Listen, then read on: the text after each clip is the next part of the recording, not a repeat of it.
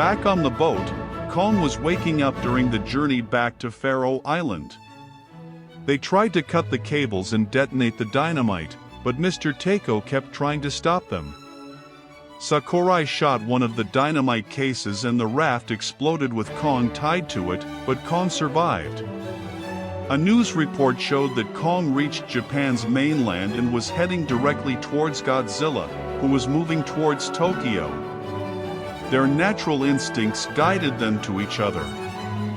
Godzilla and Kong approached each other with the military waiting for them nearby.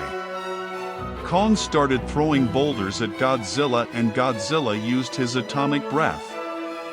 But a helicopter came into the line of fire and crashed into the trees.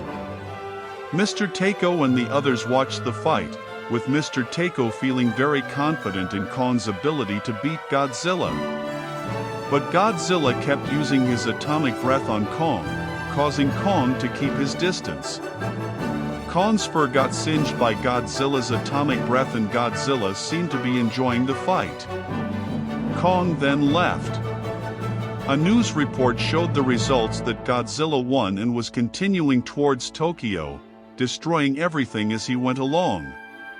The military's plan was to dig a large pit and line it with explosives and poison gas. The rivers will be filled with gasoline and set on fire to guide Godzilla into the trap. Construction teams got to work in building the trap. Godzilla was getting close to them and they worked faster, lining the explosives. They placed a large net over the pit and filled the rivers with gasoline. Godzilla came closer during the night and they set the gasoline on fire. They hid far away by the tree line and watched Godzilla fall into the pit. They detonated the explosives in the pit, but Godzilla was unaffected and climbed out of the pit.